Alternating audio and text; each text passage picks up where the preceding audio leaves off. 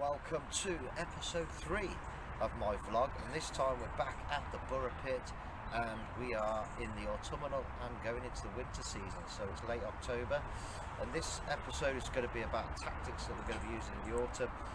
We've just got set up. I've got the rods out just at a punch up where I feel the fish might be, but in a minute we're going to go onto the spots that I know on this particular peg and fish over a lot of boilies is my approach in the winter. And I'll be using the chorus, tiger nut and citrus baits. So if you look at the lake, it's pretty calm, pretty slack, so there's not many anglers actually on the lake whatsoever. And also down with me this week I've got Ryan, and we're going to be doing some tuition with Ryan, just getting him a bit more fishing effectively. He's going for a new PB. Difficult time to do it in autumn, in the best of time, but it's also very difficult on this water because this is a big lake, 20 acres, and low stock level, so there's just under 200 head of carp in here that's known of. So you're looking at 10 acres per fish really, which is a big expanse of water per fish, when some lakes are only 10 acres in size. It's a difficult water, but if he can get his PB in here, that's all I care about. I don't care if I catch this trip, so let's try and get him a bigger fish than his PB. And we're going to meet Ryan in a few minutes time, you know, when we're doing some more filming. But yeah, so enjoy the episode, and we'll come back to you in a little while, so enjoy. Thanks.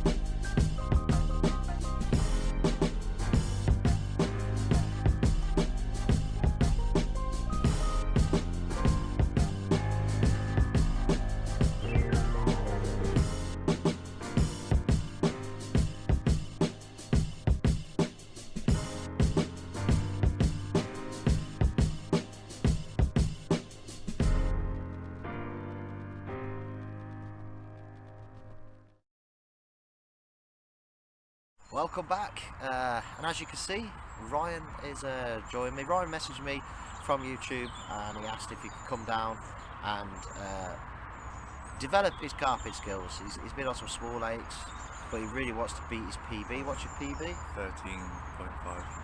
13 and a half, just under 13 and a half, 13 and a half pounds. So this lake would definitely give him a shot at his PB. And we're also going to go through with Ryan, before he cast his rigs out, we showed him how to tie his rigs a bit more effectively, and we're going to be fishing effectively, and we're going to be bringing in this autumn tactics into play and hopefully bagging a decent sized carp on this difficult water. Ryan, it might not be this trip. No, not this trip, next time. But definitely, you know, if you stick to a peg in autumn or winter, you feed the spot, they will come in. You know, they do get a bit more lethargic, but like I said, from October through to December, they're going out and they're feeding up because they need to put it in for the winter, because they really do chill out in the winter, the carp, yeah. And they'll be going down more for naturals, so maybe in November to the middle to end of November, we're going to be introducing naturals into our spawning mix, like maggots, but still keeping the boilers, yeah, but only a few. The key is not to overfeed them, but this time of year now, in autumn, we're going to smash out about 5 kilograms of boilies each peg and see how we get on. So, Ryan, how did you enjoy the first 2 episodes then of carping? I liked it, to be honest. They're good, very good. Is it learn off it as well? So I like to learn off them. Go in. And So what are you hoping to achieve other than catching a big carp and beating your PB? Obviously beating my PB, but to get better at obviously carp fishing. As you see, Ryan, from the Yeah. last episode, you might have to get through some bream. Does that bother you? Disgusting. They are disgusting vile creatures. But you know, if you catch a bream, it's not the end of the world because it shows Yeah, blanked either. you haven't blanked. If you count, Yeah. if you count bream, you haven't blanked. which okay, we count bream because he's PB at 13. I know there's some big bream in here that could topple his PB anyway. So at least we'll get a PB fish maybe tonight. Yeah, probably. Yeah. So yeah, I mean, another good thing about if you capture bream, it shows that your rig is presented well on the bottom. Oh, yeah. Because if you're catching a fish, whether it's a bream, we just heard an old guy come past. There's a 14-pound pike just been pulled out over to the left of our swim, which fish are feeding now. If the pike are feeding this early in the day, the carp are going to be certainly feeding. And the bream anyway, let the bream come in, the shoal bream, they'll take the smaller particles, the boilies are out there, there's going to be plenty for the carp to come into, because what happened is they're going to kick it up, and carp, how they feed is, the reason why they get hooked or pop up so much, why we use them over boilers, is they feed at the bottom of the boiler, it kicks up the sediment into the water column, and then they can eat better in the water column, you know. So that's how a carp feed just doesn't budge down, it kicks it up, and that's why you get all the big slicks and clouds when you can see in the summer. And that's how a fish feeds. So the last episode we touched stalking and zig fishing. Well, we're not going to be doing any zig fishing this trip, Ryan, because it's cold. Yeah, it's a bit cold. Although I'm sat here, looks summer gear. I have got just for a jumper. I've got about 5 beds with me, 5 layers of bedding, and I've got my big coats. I've brought a bait. I'm not sponsored, just to let you know now, I'm going to say this. I'm not sponsored. I've brought some bait. It's called Chorus Tiger Nut and Citrus. The reason why I'm staying with the Tiger Nut instead of the fish meal boilies is because we're only early autumn, and I think I'm going to hit the fish meal maybe November, middle November. If I get back down the lake, that is. If I don't count the weather, but work commitments. Ideally, this time of year, the best tactics on this lake, Ryan, would be to come down a few days before you fish. Yeah. You know, bait to a marked area, a clipped area, pre-bait your spots so the food's there and the fish are feeding with confidence. Okay. So we're going to try and mimic that today. I've got the Tiger Nut Citrus glugged in that glug with some high attraction pellets mixed in, some big 12 mils, just to use them up because they're smelling in the house. So I'm going to whack that out at my wraps at the spots that we discussed earlier when we first got to the lake at first light. We looked at the lake, we thought, okay, prominent markers that we can fish to, so we picked out some spots, and you picked out on your peg some spots. Yeah, one left side of the island and the right side of the island. Yeah, they're prominent features, and we'll be able to see that at night time as well, really, because if you have a catch, you want to re-wrap the rods quickly and get the rod back on the spot. So big prominent features and easy to see at night, because we're going to be losing the light about 6 o'clock, I think. Yeah. Now, so yeah, so we're going to put the boilies and the pellet, high trap pellet out. But I'm also we've also got sweet corn. Ryan's got some ground bait. I'm going to use some porridge oats in with my sweet corn, just to get some attraction in there, you know, just so we get the bait, instead of hitting the spot as you would in the summer where you want to just target a small area for your rods. This time we're going to spread the bait over so it gets the fish coming in and feeding within the swim, and hopefully nail them a lot quicker. How we're going to mimic pre-baiting then, I'll go back to that sentence, is what we're going to do is, it's not bite time at the minute, we're not prime bite time. We've got 2 pug chucks out when we first got here just to see if we can nab a bite. So what we're going to do is spun our mix into our clipped up wraps on our marked areas, and we're going to rest it. We're not going to put our rods back on that spot at all until last light. Then we're going to whack our rods on, spot a few more, and then go to bed, and hopefully catch a decent carp. That is the plan. So we might be able to do some filming today of some spomming, and some wrapping up, some clipping. I don't have any marker elastic, so I have to re-wrap regardless. I don't know if you have marker elastic, will you? Okay, so we have to re-wrap the rods regardless. So we'll touch on how to wrap the rods, why we wrap the rods, and what it means basically, and we'll go through that in more detail, and how to hit the clip, and how to differently do it in different wind variations, because that is a trick as well. If you've got a side wind, I'll show you how to hold your rod and clip it so you've not got a massive bow line. I think that's the main thing. And the most important thing for today and tomorrow is we're gonna have some fun, you know. Yeah, bit of tutorial, bit of learning. But majority of the time you come fishing to have relaxation and fun. We've got some Disaronno. Oh yes.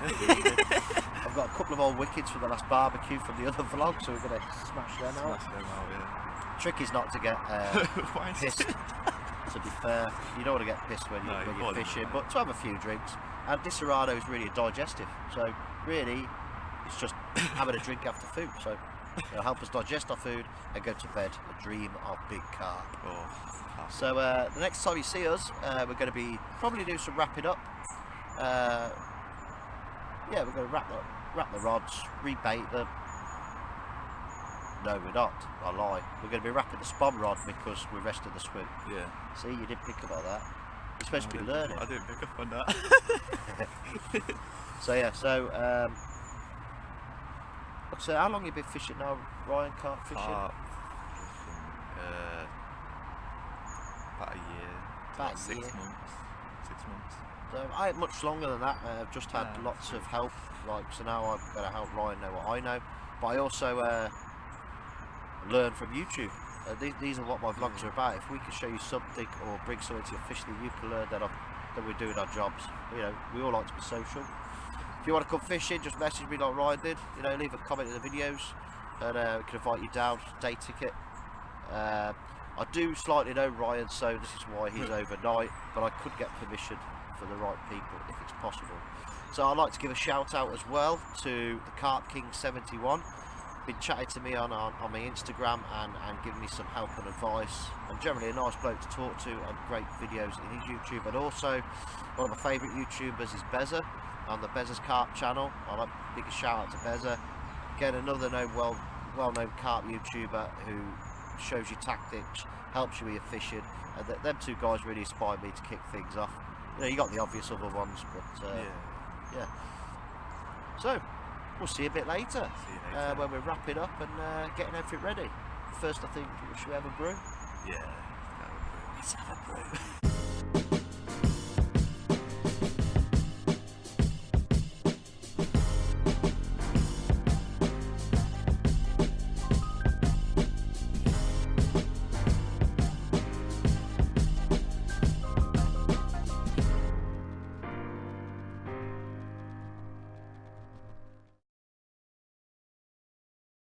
So welcome back. So what we've done now is we've baited our first 2-hourly spread, so we're putting bait in every 2-3 hours to get the swim. We rested the swims where the markers are, where our rods are going overnight. We just got the rods in the margins while we're doing that, just for any bites that come along. So if any fish are in the area where we're spotted, we can you know, let them feed with confidence. So that's what we're doing. Trying to give Ryan a bit of instruction there. He's doing the next his swim at the minute. He's spomming out, so just helping him with his technique a little bit. We did a bit of casting with him, if you remember back. He come down at the barbecue. We got him casting 108 yards. Now there's a bit of a different technique for Ryan, because he's now got to fish accurately with the spom to put feed out, and he's also got to hit the clip. And this is what it's about now, is just homing his skills. He's got it there. It's just his technique really, and he's doing pretty well. So we'll get some filming when he's a bit more confident. We'll get a filming of Ryan spomming out in between the feed sessions there. The lake's pretty good. There's not much wind on the lake, which is quite weird to see if we're in the right spot or not. So it is just bait and weight approach that I'm doing, and these spots now are the spots I'm going to do every session down here for the autumn and winter. I know then the fish are going to come in and feed. So yeah, so we'll get back to you a little bit later, and when, like I said, Ryan's a bit more confident, we'll have a film of Ryan having a spom out as well. So just been over helping him out, a bit of tuition, so let's see what the day brings.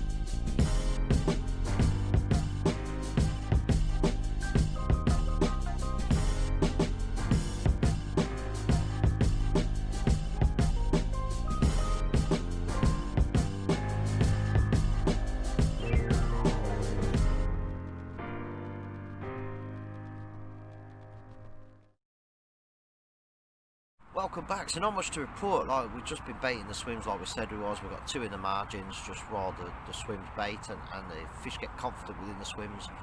Hopefully if they're there, you know. We've had no shows again. A couple this morning which put us in a general direction, and a couple to our right hand side, so we have got the option of moving not too far if that'll be the case. But the thing with autumn is bait and wait, you know, and the same for the winter. You want to pick a peg and you want to work on that peg, and you will get the fish in there. So I've just been replying to a comment on from a last episode from don't know if his name is on there, but a guy's into airsoft by the looks of his YouTube account name. Excuse me.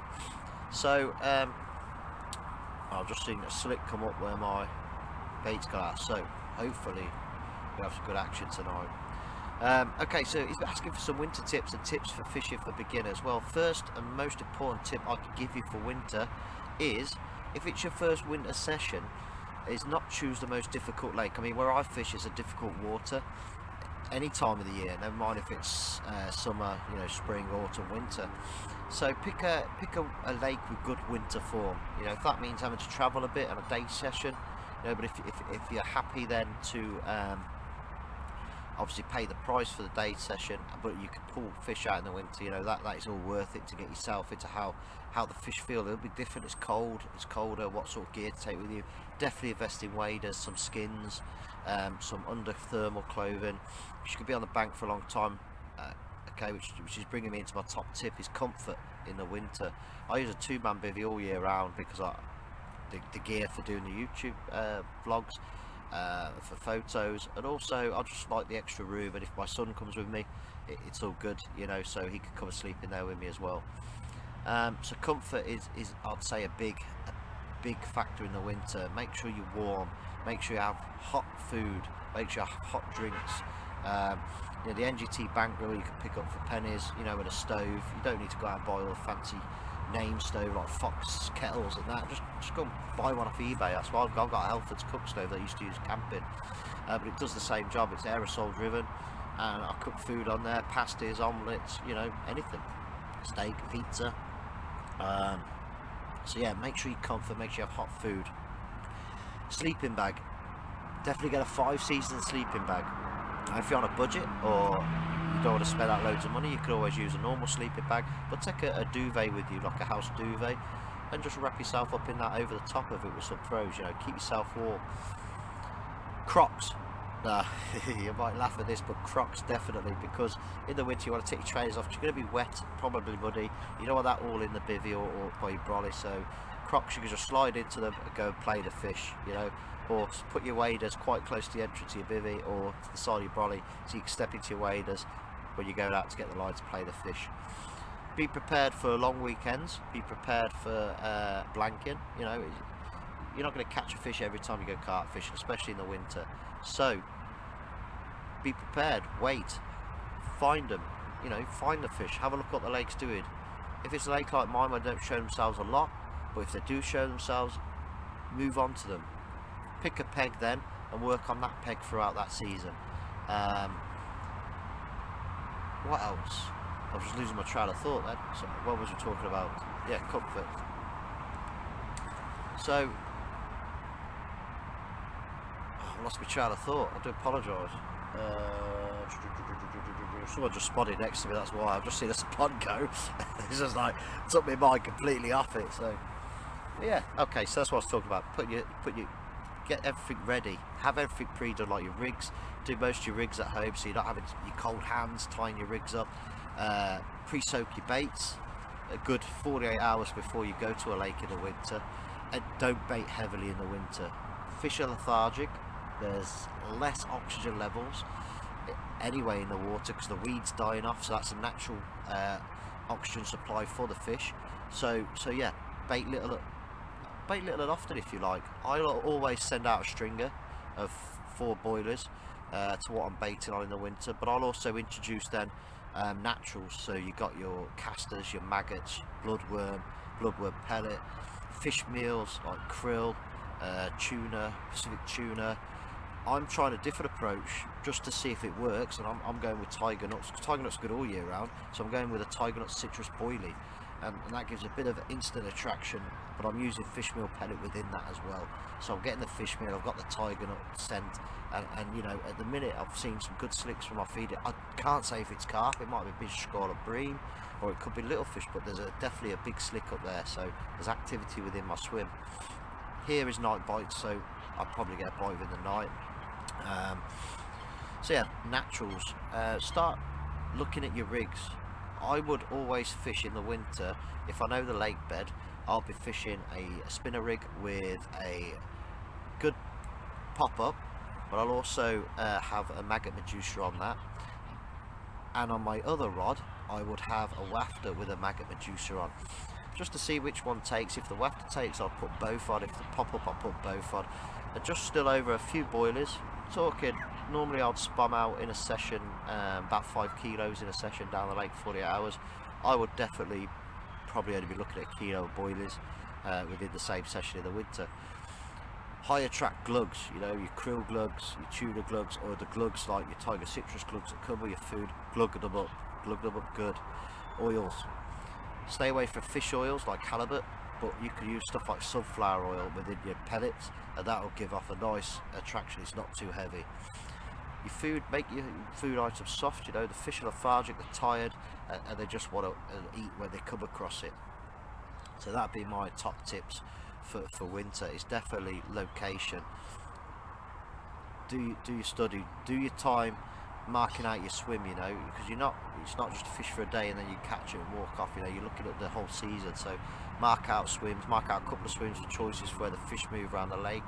Come down when you're not fishing, observe the lake on the days you're not fishing. So if you can just fish the weekend, come down through the week. Don't forget you're going to lose the lights, so bivvy comfort like bivvy night lights, bivvy heaters. No, just get a cake tin, drill some holes in it with tea lights, perfect bivvy heater. So yeah, so it's keeping that sort of comfort and availability through the winter season, and bring something to occupy yourself like a book or a laptop, because you lose the light are going to be about 4:30, so it's a very long night. And practice spomming up in the dark, because although we lose the light at 4:30, that doesn't mean bite time starts at 4:30. If the lake bite time's still around 6, maybe 6 p.m. or last light normally is 9 p.m. So I'd say bite time in the autumn and winter for this lake, that's what I'm saying, times would be about 6 p.m. So I would spom up to 6 p.m. and then first light, give it 4 hours after first light. Now if that brings it forward or back, so be it. So that'll be it, and be confident. The more confident you cast, the more confident in your rigs, the more confident in your baiting approach, fish will come, you know, because you can guarantee your rig's presented, your bait's presented. Solid PVA bags, don't rule them out, you know, they're brilliant for the winter. There's just enough in there, you can just put boilies in a PVA bag, you don't need pellet, okay? And cast them out, PVA meshing, get the bigger ones, the 32 mils, and put your boilie stringers out like that if you want, or PVA tape. You don't need a lot, it only takes one bite, remember? But don't put beds of bait out, put more naturals out, of course, spom out as many maggots as you like, and that's about it really. So yeah, they're my top tips for winter. Hello! That was a brief comeback. I had to go rescue some tangled braid, but that's another story for another time. So what we're going to do now is we're going to have a quick catch up with Ryan. I said I would record him spomming, but I had a crack off on my spom and I've lost it. Waiting for it to float in to retrieve it, but so I've chose a spod rocket. I've got a spare one with his spod rocket, turns upside down, empties the bait, so that's all good. So at least we can still put some bait out there, fish effectively. If not, it'd be a switch of methods to PVA bags, which I'm not really a big fan of PVA bags. I've nothing against them, it's just I'm getting used to tying them myself. I'm not that great. So I'm going to switch over to Ryan in a second, and we're going to see how he's got on, and let's have a listen to what he thinks of the lake, what he thinks to his swim, and what he's learnt, if he's learnt anything. So here we go.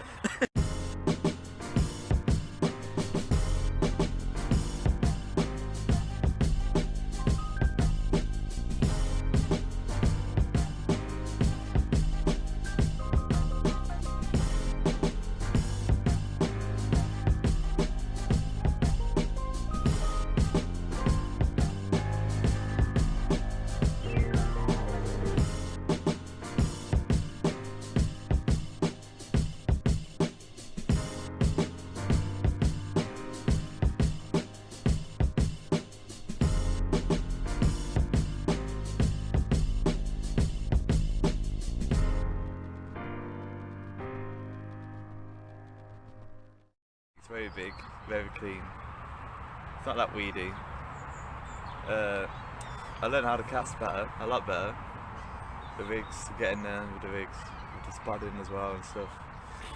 Getting used to looking out in the water for shows, baiting.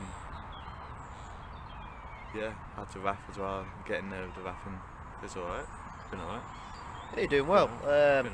Technique's got a lot better over the course of the day. What would you say the most like I told you earlier, I got asked by I was replied to a comment on YouTube from somebody who does airsoft. They say they do their first winter fishing. What would you say out of everything you've learnt today for a beginner to take into their fishing? The one major thing you could think of. What to do? Yeah, or going into winter, what major thing would you probably take into your fishing? Give advice to someone just the first winter season. I'd say don't be scared to cast out anywhere you want to cast out. Go in like open water where the birds are, which is warmer. Then just get your casting nailed and just cast out. Yeah. Stick to. What do you think to your peg then? What do you think to the swim choice we had today for you next to me? What do you like the peg? Is there? No, the peg's good. I like it. It's wide, open. Can't get caught on the trees. It's alright. So yeah, it's alright. We did get caught on a tree. Yeah, we did. That was funny. That. Yeah. Yeah. So you enjoy yourself. Yeah, man. It's worth coming down. Yeah, it's well worth it. Yeah. You get more better after time and practice. So it's worth it. Soon he'll be a rod farmer. Soon, when I catch a PB. Soon. Do you know, I feel good about the lake tonight. I said to you earlier, I don't normally, I'm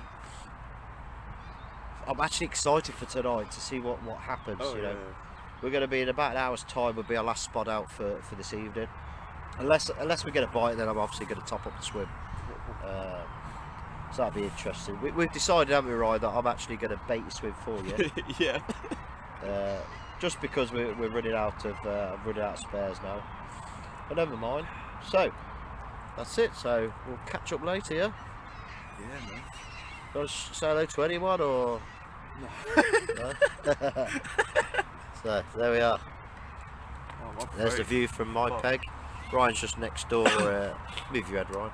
In that peg there, there's me posh bin bag. Which is the top of his brolly system. Yeah. So it's good water. We've got a good command of water, and it's all in the carp god's hands. Carp.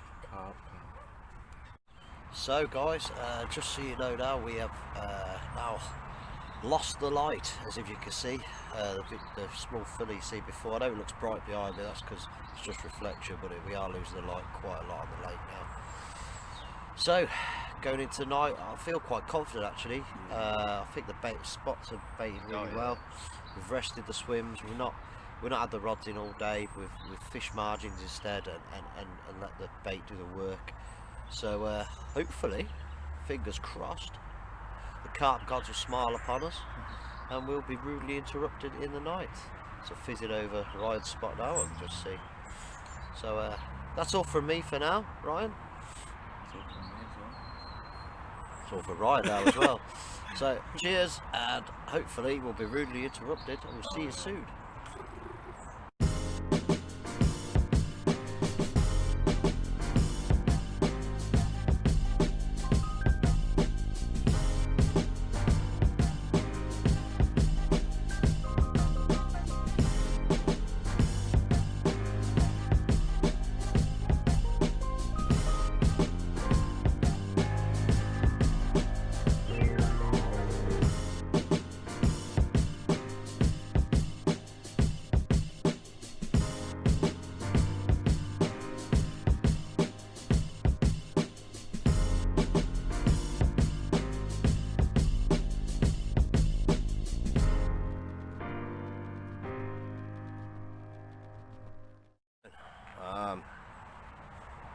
Not long into bite time this morning. I had a run, positive take, drop back on my left hand rod at the spot, but fortunately started kicking, and as I pulled and started to pull in, he come off. Felt a decent fish. It didn't feel massive by any means, but it felt decent. My own fault, I think. I've got my barbless pattern on, but you know, I think he just didn't take properly. You know, should have let him run probably a little bit more before the strike. So a bit early on the strike, premature, should we say? So that was the only action. Ryan also had action on his left-hand rod this morning, but again, I think he's a little bit too late and come off. So it's looking promising anyway. There's fish on our spots and in the area, so yeah, hopefully We've still got a few hours left to bite time. It's not long. We're not long up. It's freezing. It was freezing last night. It's toasty inside my bivvy though. But in and out of the bivvy, it was Baltic. You can tell autumn and winter is kicking in now. There's just a ripple there over my rod, look. Right, I'll get back to you later.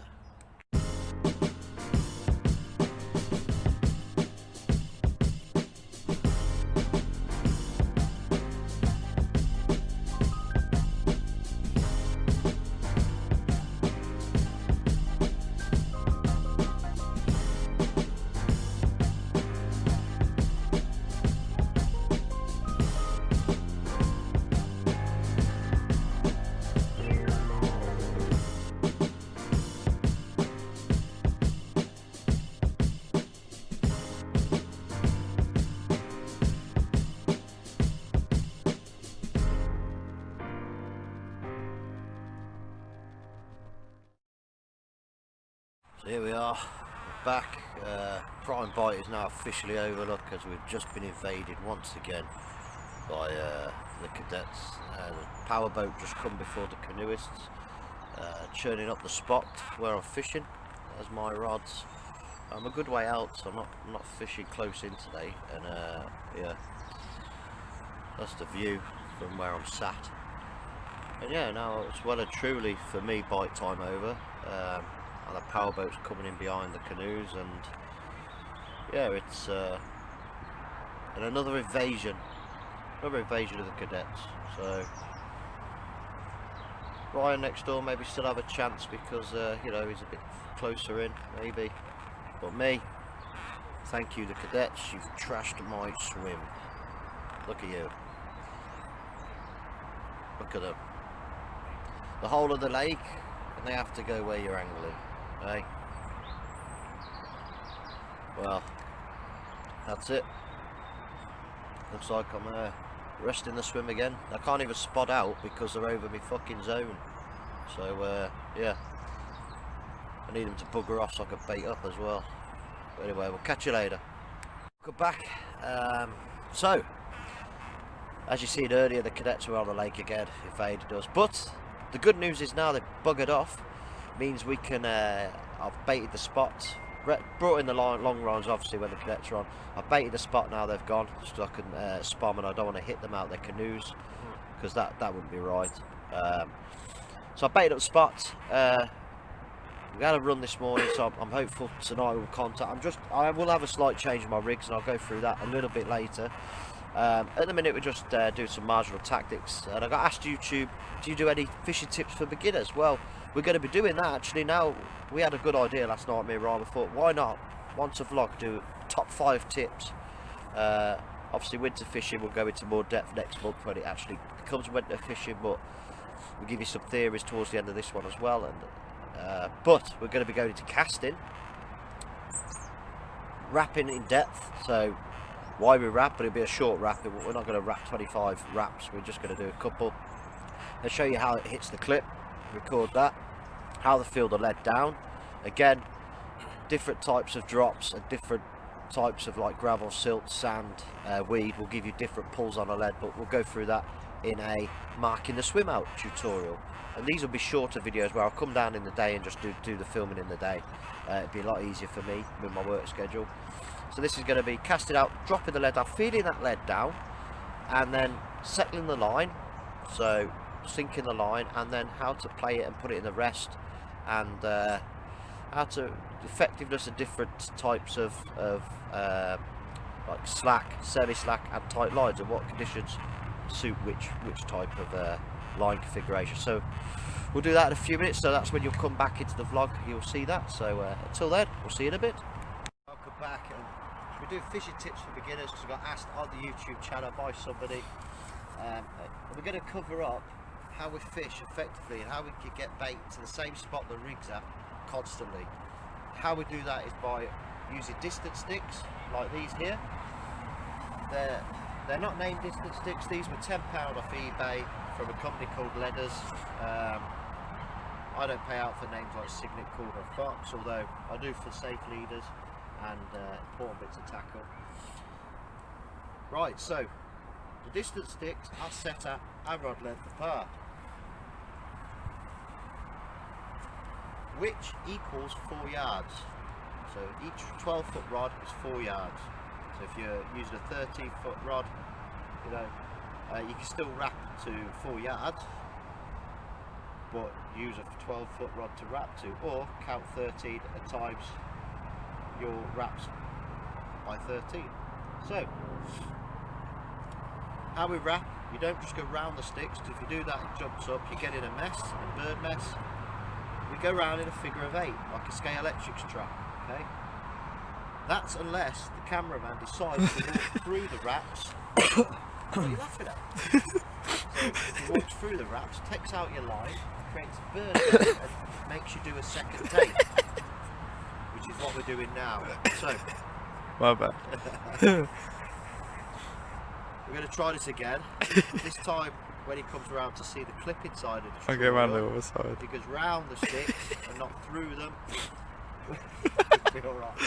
There we go. It's going to let off the line, so it just comes down. It's about the casting spigot for distance. And they're going to place the line around the stick. Now, you don't need to be OCD. You could just chuck it on the floor. Like that. Bring the line back round.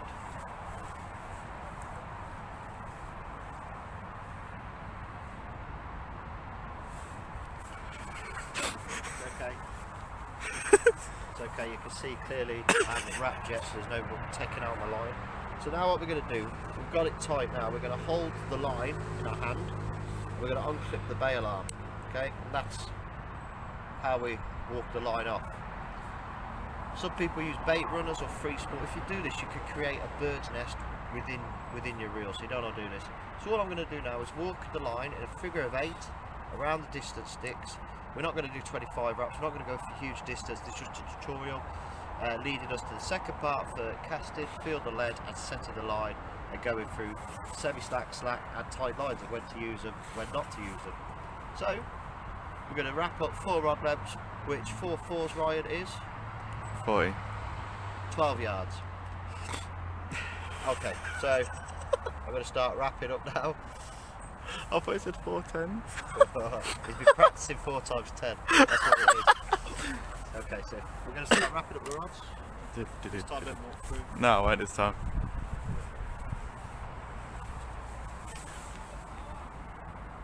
That's 1 rod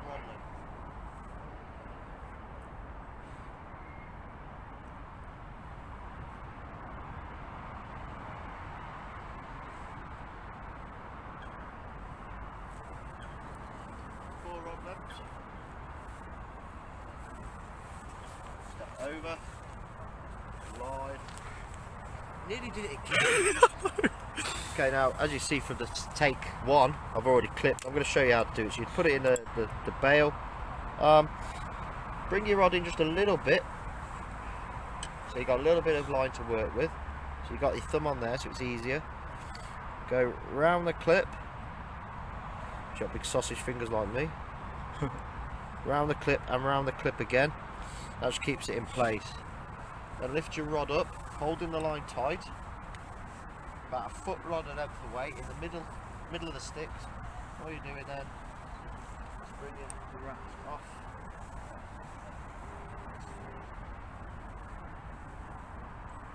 One important thing to check.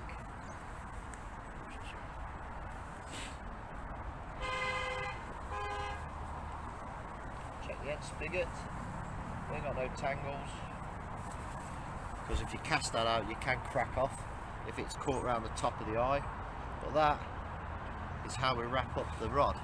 So all that's left to do now is go to the stage 2 of this Fishing for Beginners tutorial and cast out the rod and feel the lead drop down and explain to you, at the beginning of that side, I'll explain to you why we're feeling the lead. So, I'll see you in a few minutes time.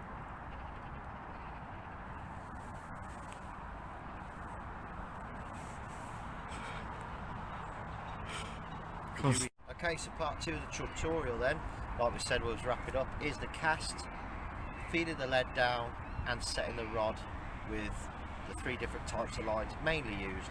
There is other methods, more advanced method like washing lines, going around poles a few margins, but we'll touch them if you want an advanced tutorial. So before you cast out to any margin, we're only going out 12 yards. Basically I reckon it's going to be just before where the ripple is in the lake behind me. I'm going to try to semi-spook any car that could potentially be there, but given this lake they're not there. But we're going to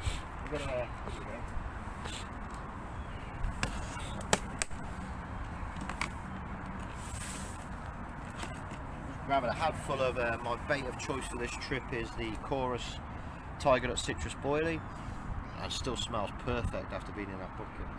I'm going to chuck it out where I'm going to cast the rod. Just hopefully if there's any fish there they'll scatter. Yeah.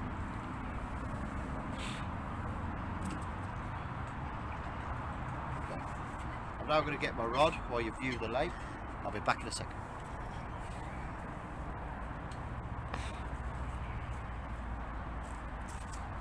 Voila! Like that. So, if I'd have wrapped at 10 yards, Ryan, at 10 wraps, how many yards is that? It's 4. No, wait. Well, you practiced this. This, I know what you're on about now. So it's 1 rod length, isn't it? So that's 10 tens. wraps. How many out?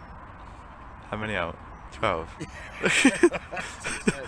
10, 4, 20, 30, 4 40, yards to 50. a wrap, and I wrapped at 10 wraps. How many yards? So 40. Huh? 40, 4 4 times 10. What Yeah. about if I wrapped to 20 wraps? Then 4 times 20, so 80. Or about 25 wraps?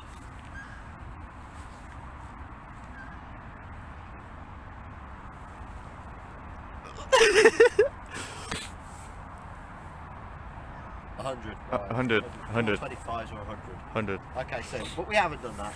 We've wrapped to 4 wraps, which would be What? what's 4 wraps? 12. 12, yeah. Okay. This is not going to be a monster, so I'm going to try to get my leader as close to the top as possible because it's only literally a flick out.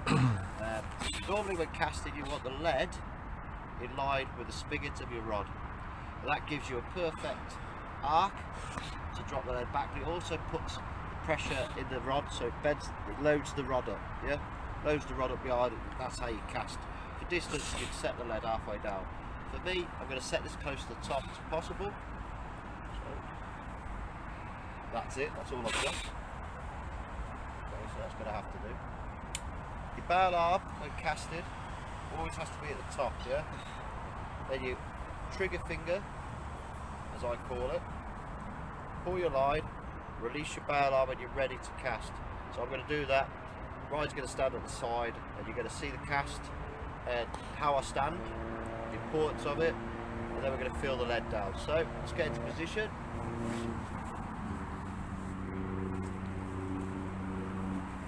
Without falling in the hole, see okay? Yep.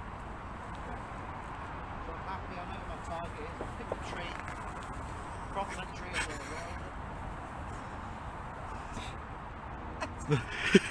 Prominent tree on the horizon. Bail arm comes off. Line myself up. Bring the rod back. Down. My arms are straight.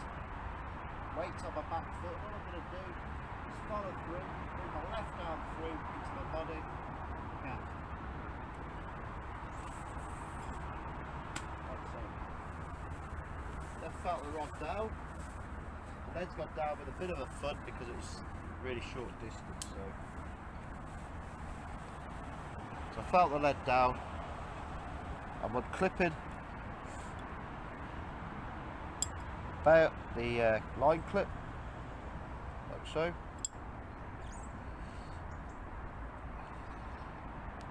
I'm now going to sink the line, so place the line down.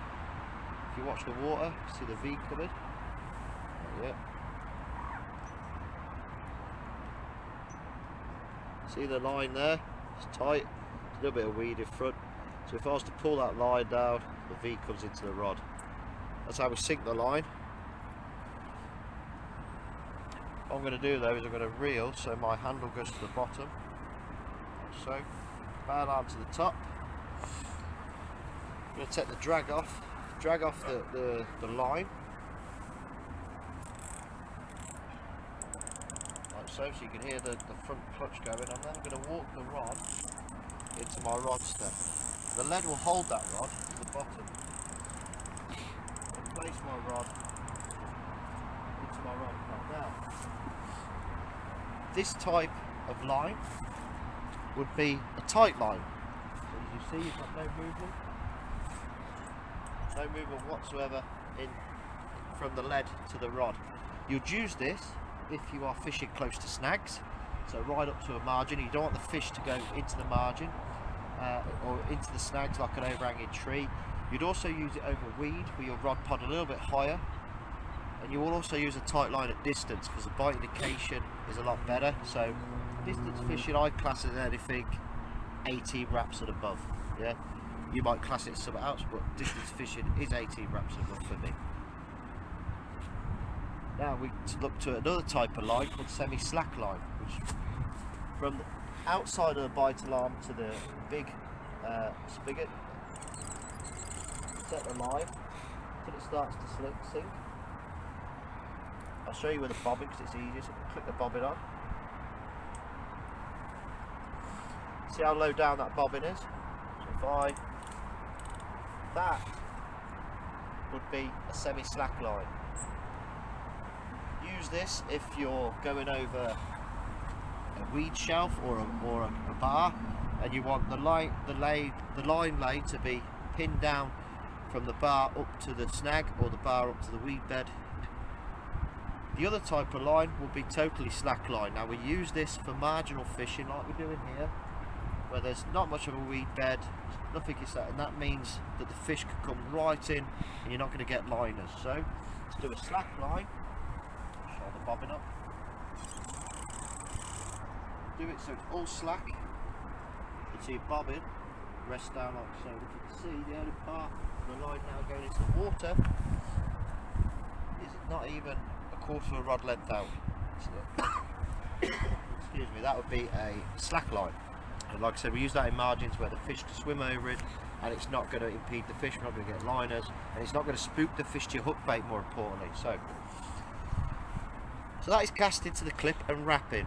I'm now going to show you a different cast. I'm going to hit that duck because they're always after my bait. I'm not really going to hit the duck, like I don't really frisbee breams out.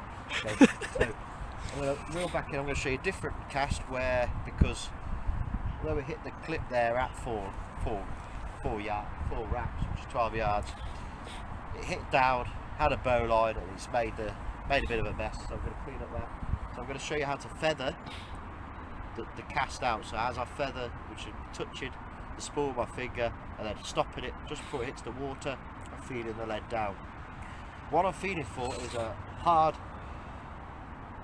dunk or a solid drop that's not quite hard, not soft. That will tell me I'm in silt. Hard will tell me I'm either on stone or gravel. And if I don't feel a drop at all, that tells me I'm in weed or in a snag generally. So I'd have to re-reel that, and you'd feel the weed as you're pulling it back.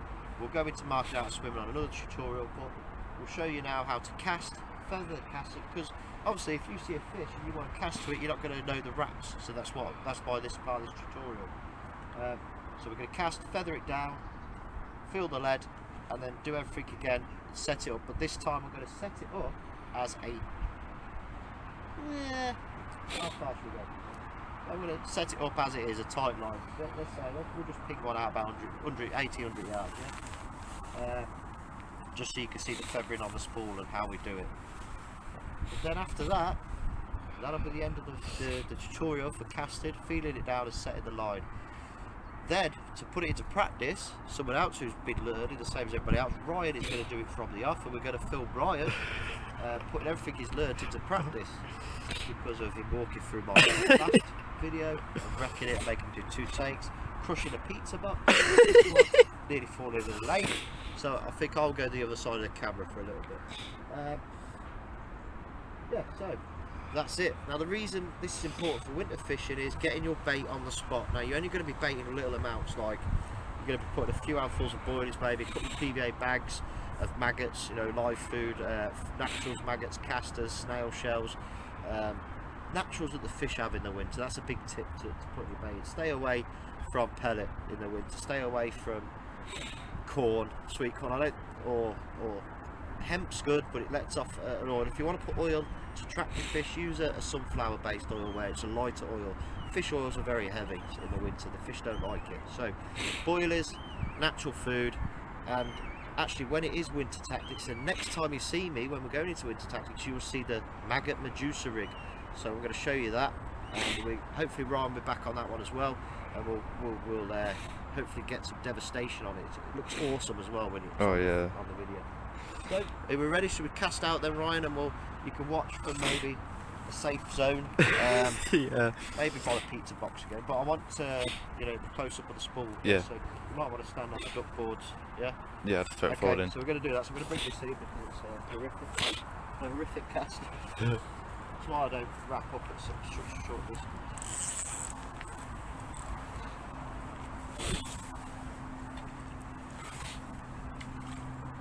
Ah, Right, lost your boilie. boiling's gone. Something's happened boiling. So that'd be when it was smashed through the weed, to be fair. First of all, I'm just going to get this loose line out, okay? If I feel it's good, then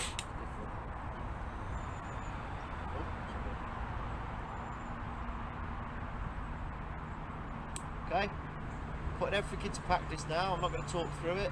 Do the technique, cast out probably about 60, 80 yards, and then I'm going to zoom into where I put my finger on the spool to watch what I feather, why I feather, and how I feel the lead down. So here we go.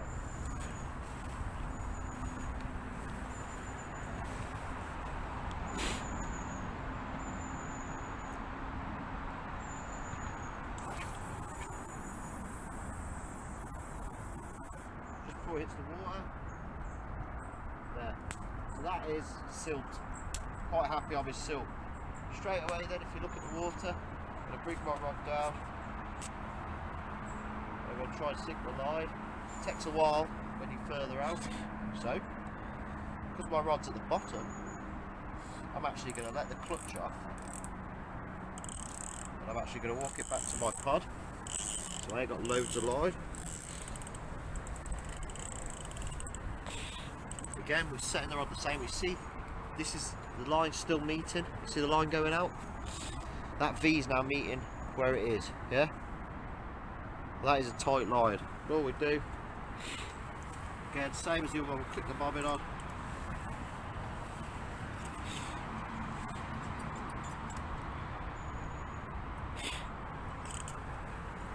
Alright, so that's a tight line. The reason why I pulled it forward is to check that the bobbin will move forward.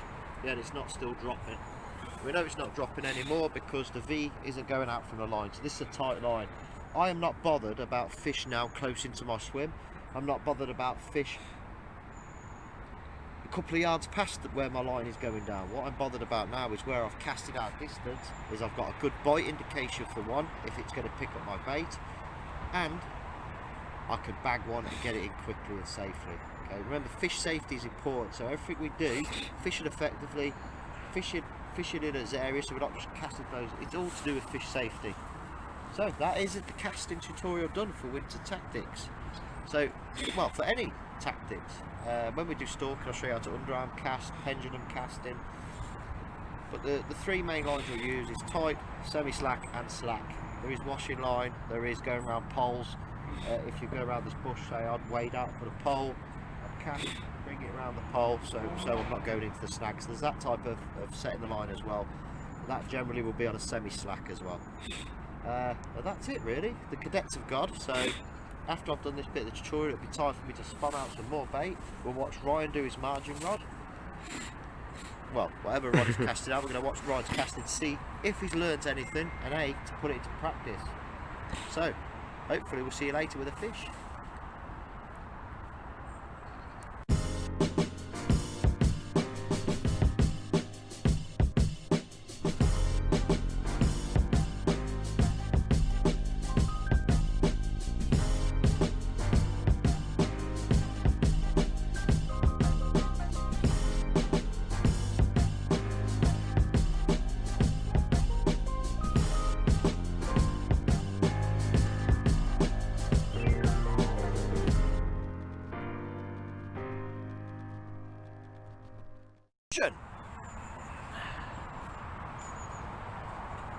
So here comes Ryan, happy as Larry.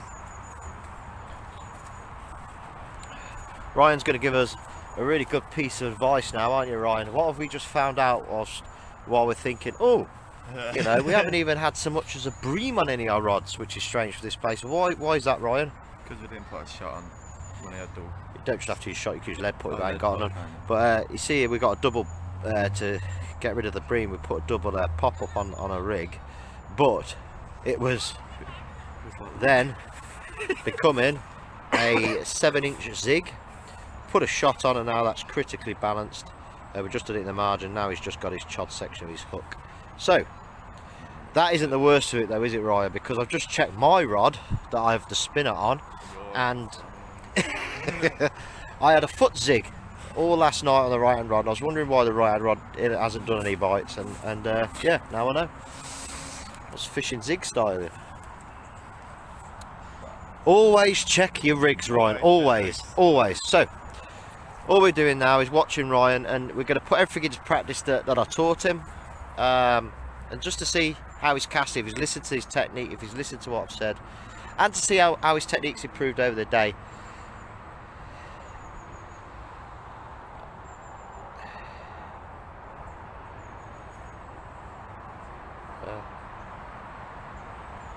There we are, so he's just wrapping up his rod.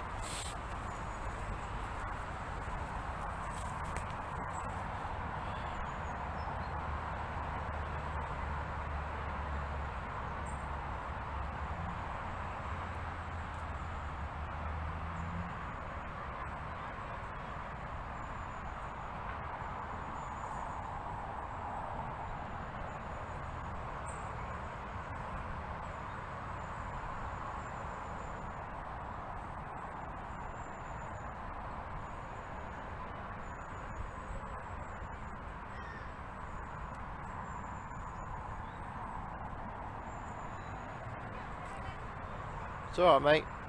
So when you're doing that, if you don't put it around the handle of the, just let it run freely in your fingers, yeah. Take the bail arm off.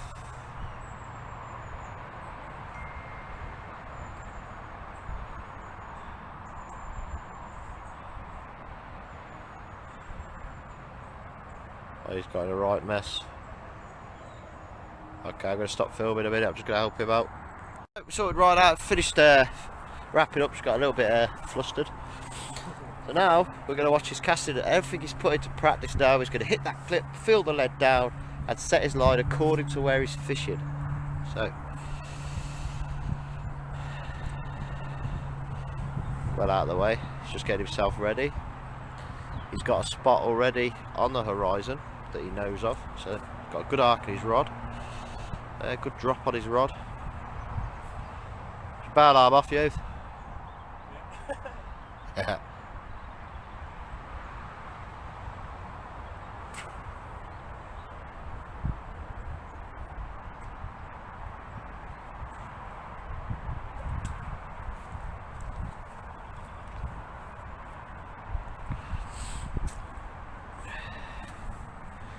Just sinking the line.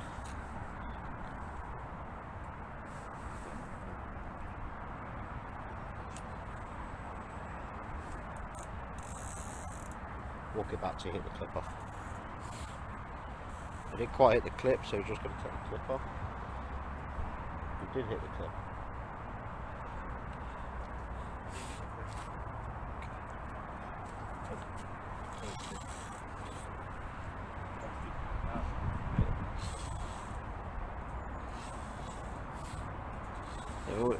Just setting his line at the minute.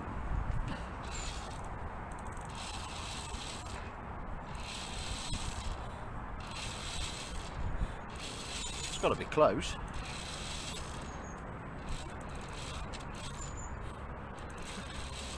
Do you reckon it's jumped out of the clip? That's got to be, no, right. I'll wide that in. Put your, just wide it in. You're on tight.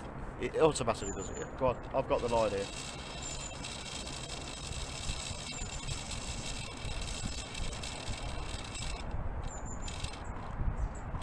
Whoa, whoa, whoa, whoa. Okay.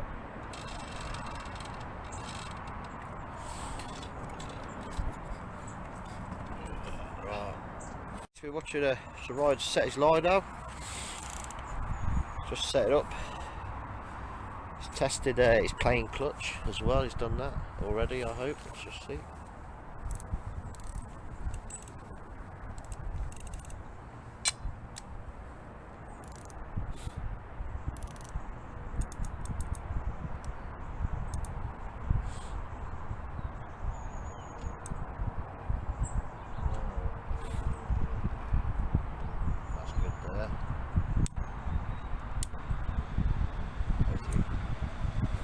With that.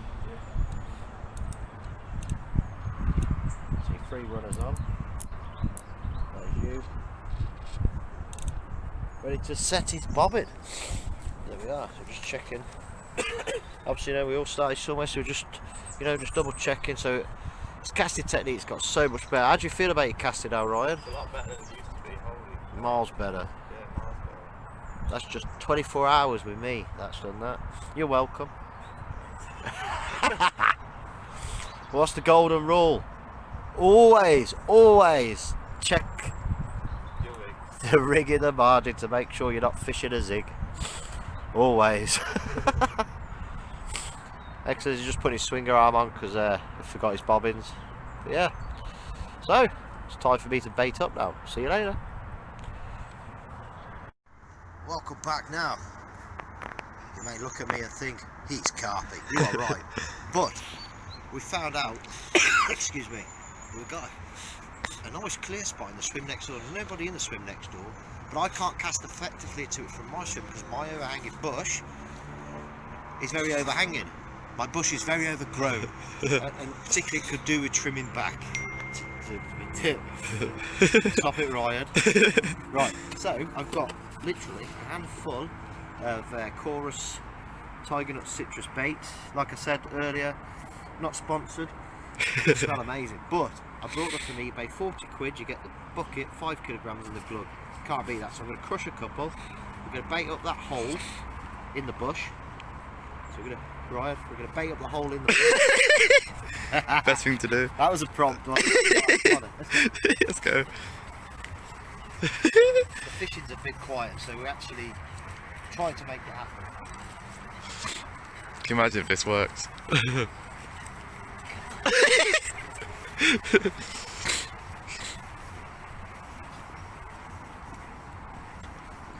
you look here, we've got the Canadian weed, but if you look, can you see that on the camera?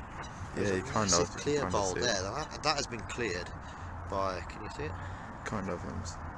Yeah, see that? Yeah, you can just make out there. Sorry, there. If I point to it there, look. Okay, so what I'm going to do is chuck a couple of boilers in now. The swans have done one. I'll chuck a couple in hole. Oh, that was cool. Look at them sinking.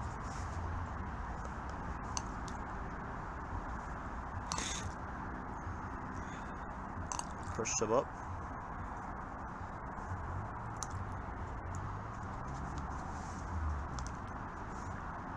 I'll be quick as the ducks. Put it all round as well, so it tries to fish if they come back.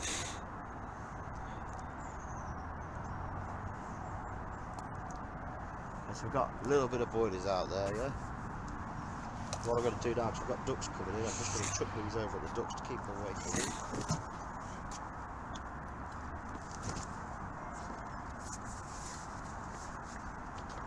We're going to layer a trail. Hopefully the ducks won't pick up any, but the carp will. Okay, so there we are. The bait is set, as you can see. You can see it in the water quite good, yeah? Was it good? Yeah, look at that. Oh yes. It's spread quite nicely there. So wait for this swan to bugger off, and we've got another, just 4 I'm going to throw in by hand. 2 crush, 2 whole. You won't see where that's good. No. Okay.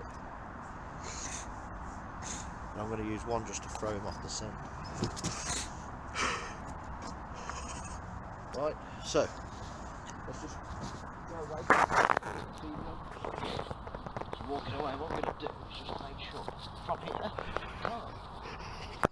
here in the hole in the bush, we're going to watch to make sure that long neck assassin fucks off.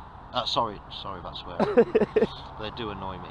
Right, he swam right by them. Look at him. Yeah, going. He doesn't know the bait's there. Going. He doesn't know the trap's set. We'll come and check that in a few minutes' time just to make sure they haven't been to it. And if it's still looking good, I'm going to put a rig on it. Okay. Come on.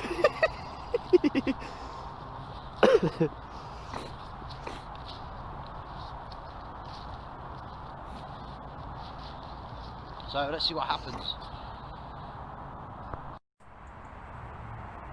That was my secret nod. Filming. Okay, so we've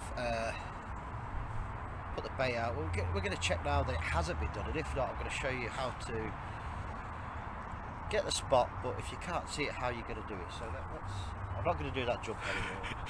Let's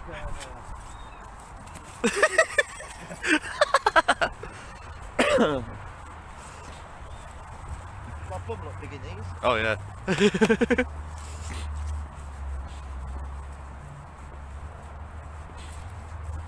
Excellent. Okay, so the ducks haven't been near the spot, which is ideal. The ducks have been near it. So what I'm going to do, the tactics we're going to use now is I'm going to come round with my spotting rod, which is an Oakwood beach caster, and I'm going to put my spom rocket literally on the back edge of the hole. So as I wade out of my rod, I can cast. So hopefully my rig will land in the middle of that baited spot. So that's because I'm going to use yellow pop-up. I'm also going to chuck a handful of corn over it as well after I put the hook into position. So I know there's nothing there. So let's go and get the spot.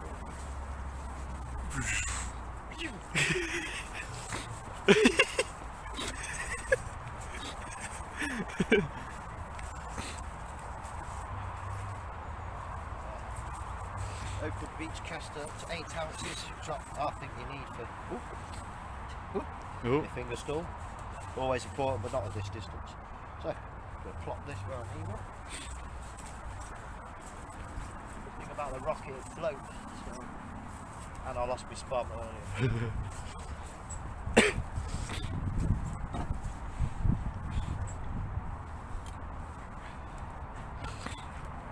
There we go, little marker.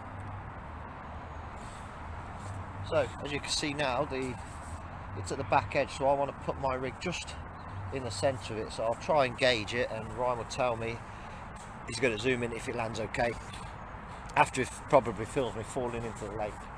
So, we'll do that, and then you come back round and give me a shout when you're ready for the cast. Yeah. Okay, let's go. Let's do it. Here we go.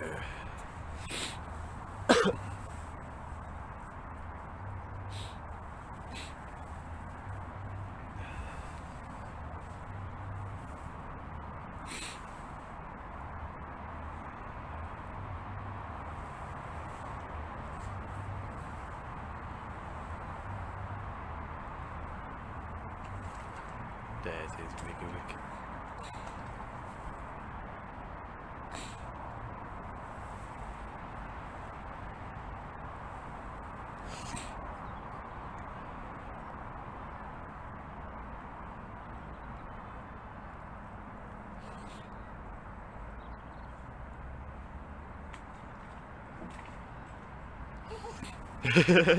Woohoo!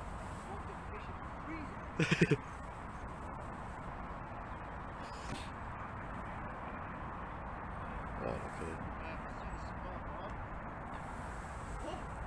it.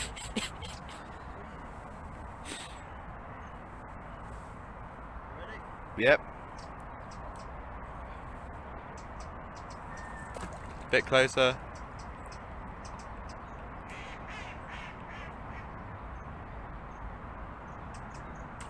There you go. Spot on.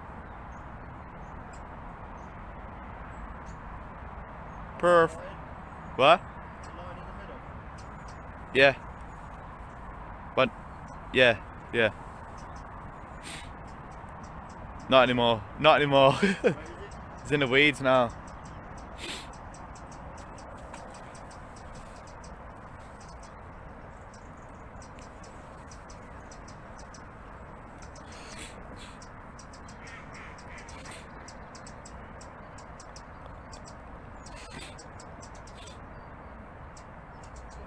What's happening?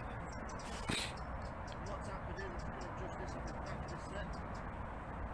Oh, it's just adjusting it.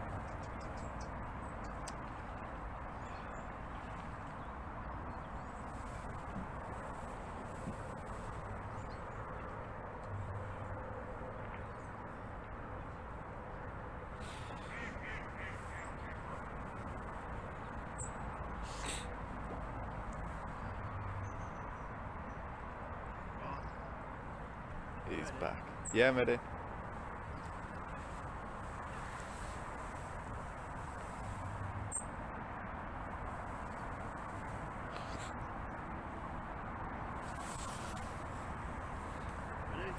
Yep.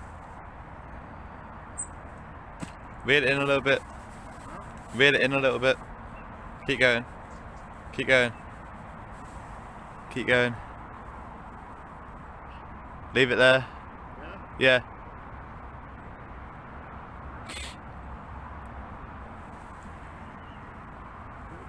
Yeah.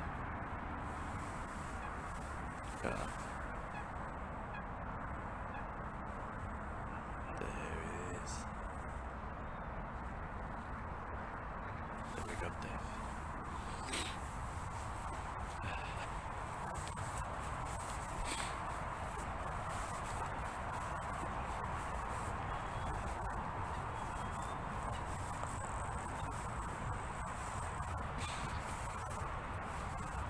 What I'm going to do now, I'm going to get a fan stick. Can't see some of the fan. I'm going to pull the line through the track.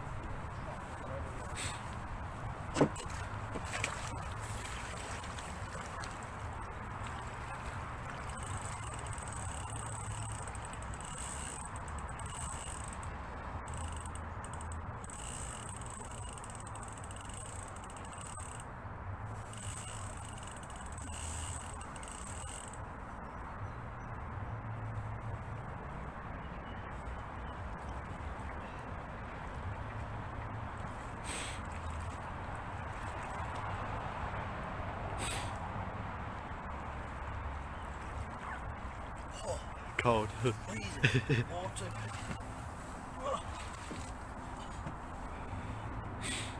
We set a trap there, we set a good trap, so hopefully it's going to pay off. The clutch I'm going to set tight because there is a snag there. I don't put it off. New indication. I don't know if it'll put my alarms off for the day, but because of the indication I'm going to put my alarm on.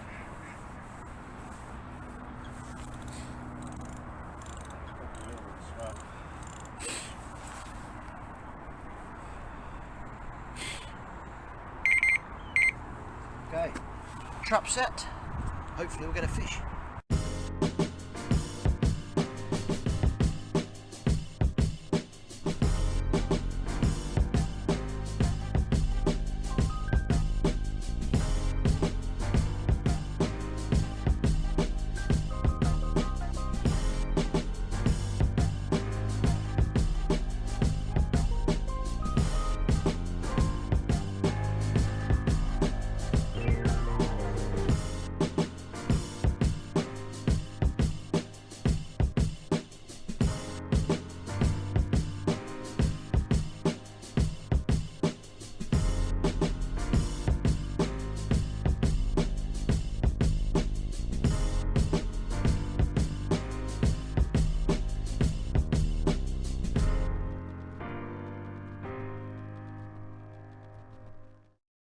Okay, so as you can gather, we have lost the light completely this evening.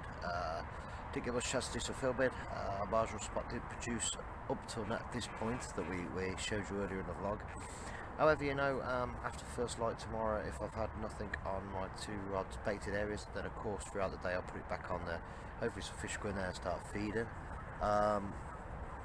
It's getting, well, it's already pitch black as you can see, but it's only 5 to 7 in the evening, and yeah, the light's gone, so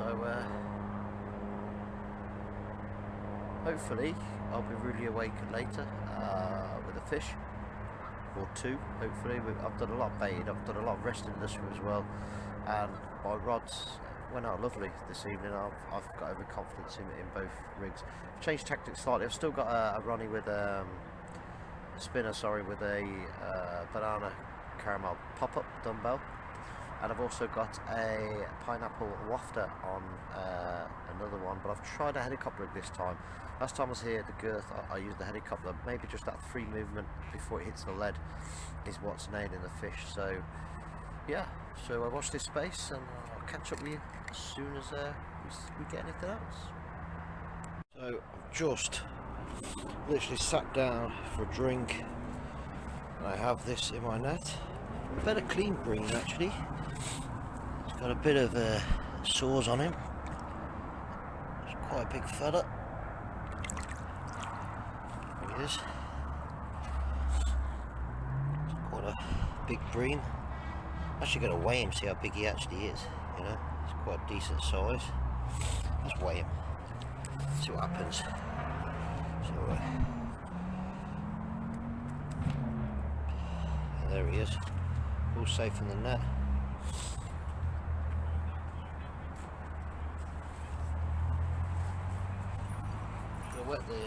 Just gonna wet the sling and then zero the scales.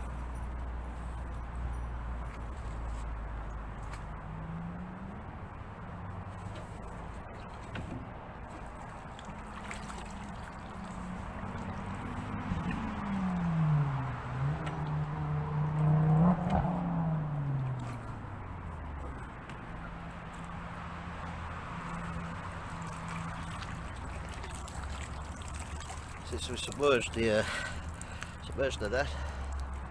We're going to zero my scales. So hopefully you can see this.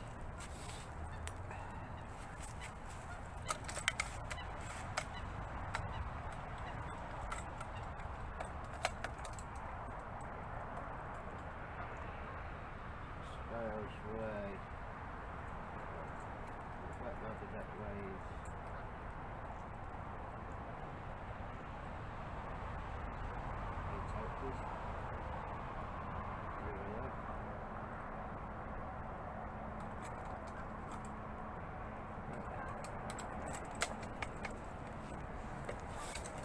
So scales are now right.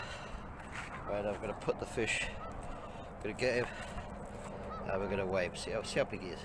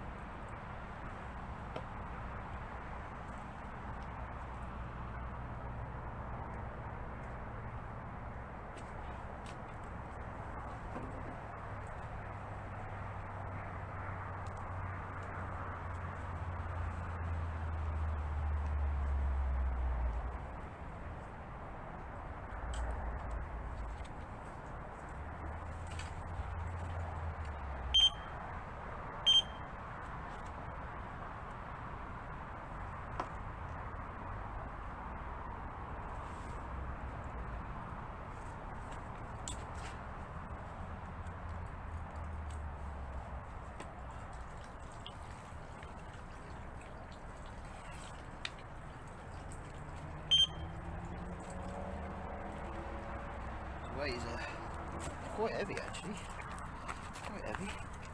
So we'll put him on a landing mat and everything. We'll treat him like a carp.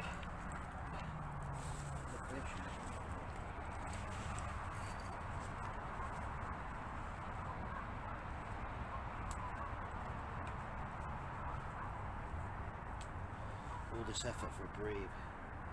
Said I'll do this if I catch one. Got some bream fans who follow me.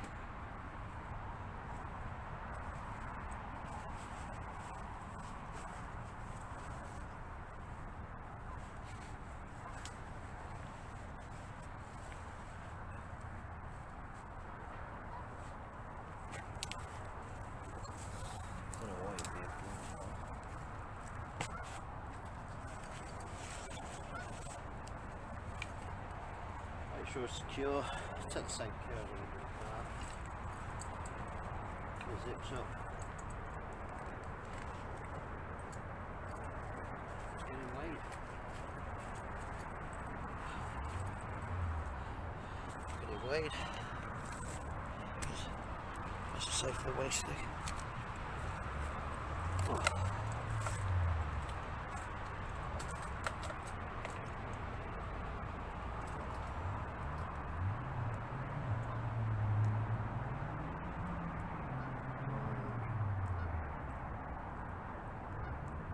£18.12.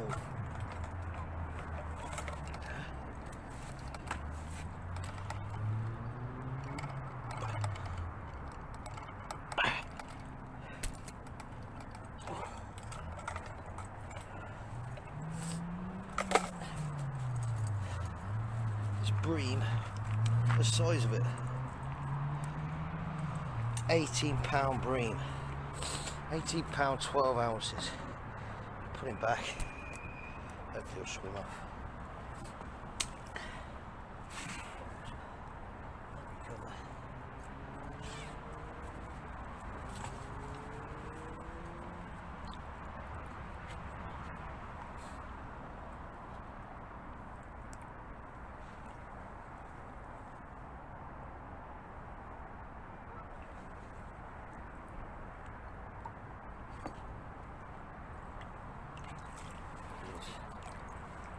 The size of him.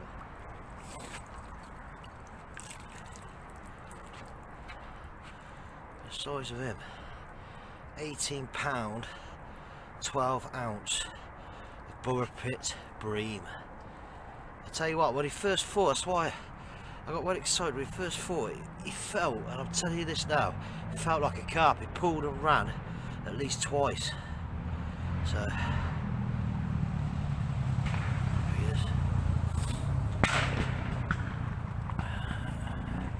beautiful looking, well, not beautiful, it's a bream, but look at the size of him. £18, 12 ounce. That's my PB bream, so I didn't mind catching him, but now I've got to refresh the rod, put a new hook bait on him and get it back out on the spot.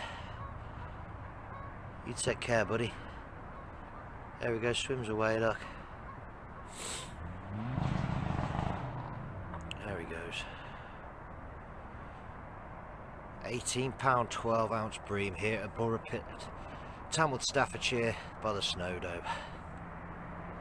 I will let him rest. Hopefully he won't be there when I cast out. There you are. See you in a bit. So guys, so after that hippopotamus chunk of a bream, my biggest ever PB, £18, 12 ounces. I refreshed the rods, well, the left hand rod that it went off on, refreshing that with I'm sticking with the same hook bait because it's a popular hook bait and I know it will catch me carp as well. I might just have to get through a few bream tonight, but the spot's looking promising, you know.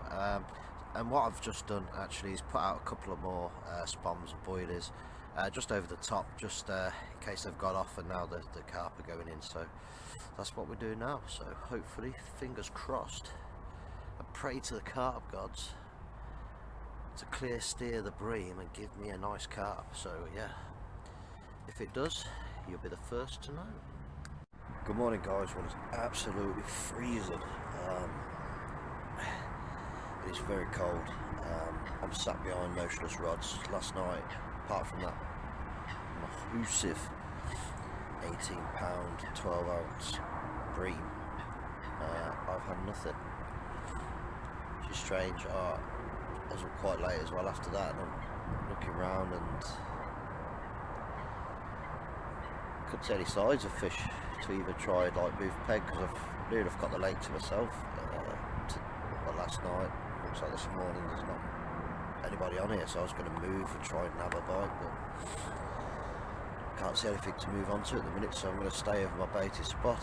Still got a couple of hours left of prime time, a bite, so let's see what happens to it at the minute. I'm enjoying a brew. Well, pop chocolate. It's that time of year where the hot chocolates come out, so hopefully next time you see me, we'll be holding a freezing cold carp, but if not, we'll close out the vlog for this episode when we're packing up. I'll see you soon. So that is all we've got time for another episode of Carp Eclipse, the end of episode 3, but the beginning of episode 4. I'd just like to say a massive thank you to Ryan, who got in touch with me over my YouTube, messaged me, wanted to come fish with me, improved on his tactics, his casting, and now I think he's got a little bit more confidence to fish effectively. And coming into the winter season, that is very important. The next vlog we'll be doing will be very much winter tactics, so stay tuned for episode 4. I wish, guys, I could stay on this lake a lot longer, but unfortunately family commitments, work commitments, I've got to go. So until next time, tight lines.